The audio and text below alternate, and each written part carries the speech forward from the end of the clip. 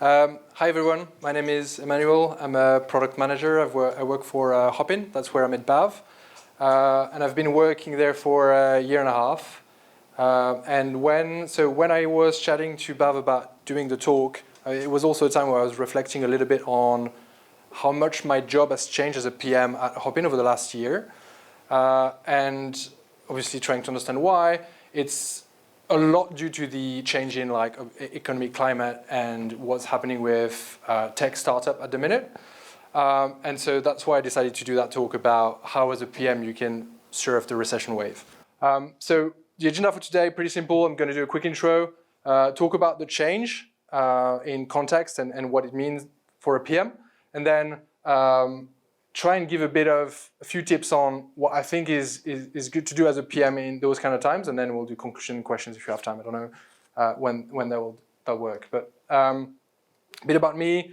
I'm from France. I moved to London 10 years ago. I started as a software engineer, then did a lot of different things in supporting roles, and then landed in product management over probably six years ago now.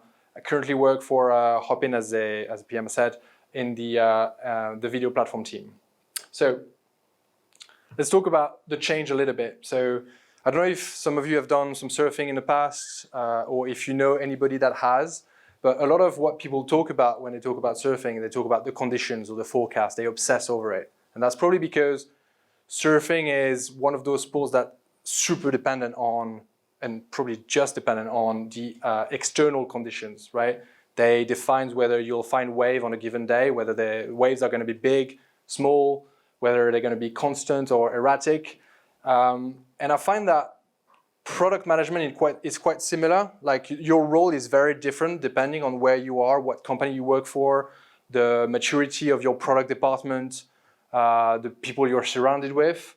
But once you settle in, things get quite constant. And it's similar with, I think surfing. But sometimes, although you're quite settled when you surf, you have something like that can happen to you where a big set comes out of nowhere and changes completely the context you operate in. And I think that's what's happening today for us in the tech industry. There's a huge change, and we're all moving from hyper-growth, growth at all costs, to more of a profitability mindset. And so that's what I want to talk to you about today. So if you've done, I don't know, product management for the last 10 years, it probably looked a bit like that. Not that it was easy, but a bit smooth ride. There was a lot of talk about, lots of funding, lots of hiring. Obviously, that means a lot of support functions around you, probably. All the charts that you were seeing were probably on the high. Not an easy job, but probably quite smooth. And so what does it mean? What did it mean day to day? I think what it meant was that there was a huge focus on outcome and output. If, I guess, the department or company was quite mature, you're probably more talking about outcome. So, like talking about how to increase the revenue via your product, how to increase retention rate with your customer, decrease the time that they take to do something, generate some sort of value. If you're a bit less, in a less mature environment, you're probably talking more about output, how many features are you releasing, how often are you releasing, are you doing an integration with this cool new startup, are you acquiring anyone? But what the elephant in the room was often cost. Not a lot of companies or leadership was talking about cost. It was always, whatever it costs, let's make sure we get this out, let's grow, and we'll see later. And so this is great, but it creates, in my opinion, two problems. One is you become a bit like this cat where you think you can and should buy everything. You don't think too much about where you should invest. It also creates, especially in software, that's what obviously Hopin does, but it creates a culture where the company or the stakeholders don't really understand the value of the product that you're pushing in terms of costs. But if you start looking at your cost in AWS and Google Cloud or whatever you're using, you'll see that it's actually quite expensive and it's often quite hidden. And the other problem is in my opinion, what we're seeing today is the financial problem, which this is obviously a stupid graph, but when your revenue starts to drop, your costs will probably take longer to drop than your revenue. So you hit a problem where your costs are way more visible all of a sudden, which is I think what we are all seeing at the minute if we're working in like the tech industry. And also, you don't need a lot to do for your revenue to drop, but for your cost to drop, you have to do a lot of effort for that to happen. And very often, the quickest way to get your cost to drop is to get rid of your humans. So, what has changed? Like I was talking about the change in forecast, the change in general. Its costs have become way more central now, and the new rule is not growth at all costs, it's about profitability or path to profitability. And in my opinion, it's a hard change, but it kind of makes more sense because it's just like, I guess, economics 101. You want to make sure that you spend less than what you get. And if you spend more to start with, you have a plan to get profitable eventually.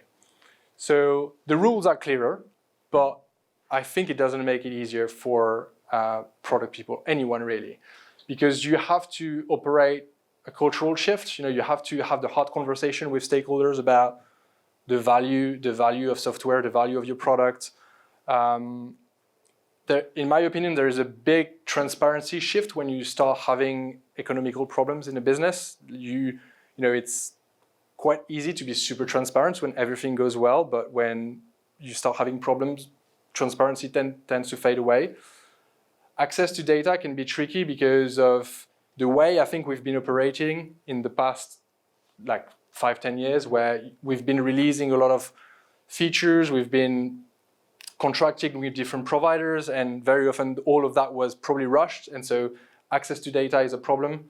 And then you have to deal with low morale because very often people get cut, and no one really likes to work on cost-saving problems, and it's just nicer to work when all the charts are showing a high trajectory. So the tips that I want to give, there are things that I found that works quite well. I'm sure you'll know some of them, and I'm sure it's nothing revolutionary.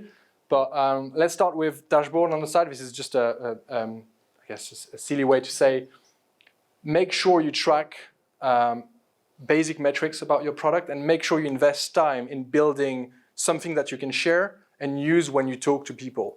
Because a lot of time I talk to PM and they're like, yeah, of course I know my metrics, I know what I should track, and then it takes them a lot of time to actually talk about it. Like, invest the time in building your own, I don't know, like Excel sheet where you have everything that you can show, and obsess over them. Like, it doesn't have to be a huge amount of them, but as long as you have something that shows what are your costs, how much does your product cost, and what are your revenue, but any other proxy metrics for value, that do it. Observability, do not release anything major without tracking whether it does anything to your metrics. Even if people are pushing hard on you, like the stuff I've done in the past and don't understand that you have to take more time to do it, just don't say you're doing it. Just say that you're going to be late in delivery and just take the time to do it. And why you're doing this, I think it's for this one, which is win your argument and you'll make your decision with data. I find that a lot of time when you have arguments with stakeholders about what you should invest in, what should be next on the roadmap, it's a lot about opinions. It's not a lot about data. So if you have all of that and you can show, you'll be quite strong in your argument. And I think that's and you will be seen as someone who is legit and has the information like that is needed to make the decisions. Set reminders. This one is quite operational and easy. It's very easy when you release something to think that it's going to do something, whether it's going to drop your cost, increase your revenue, but it's also very easy to never check that it actually did what you thought it would do. So put a reminder in your calendar 2 weeks after you release something to actually check your metrics and make sure that it's done what you thought it would do. Network and over-communicate. This is about the transparency problems I was talking about. As it is, I find increasing transparency tends to fade away.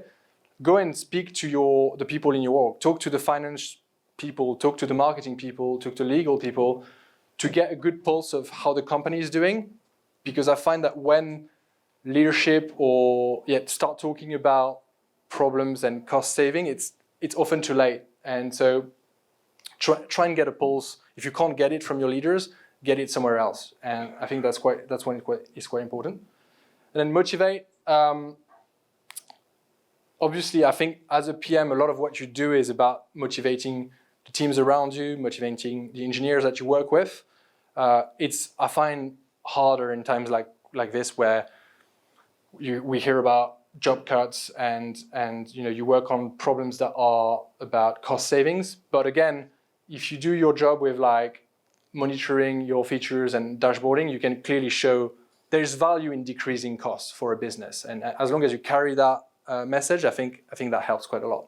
To conclude the speech, the talk, in my opinion, the shift that we're seeing is just a change in conditions. Like as PMs or as product people, you're like those surfers. Like you still know what a wave is. You still have your surfboard, your skills.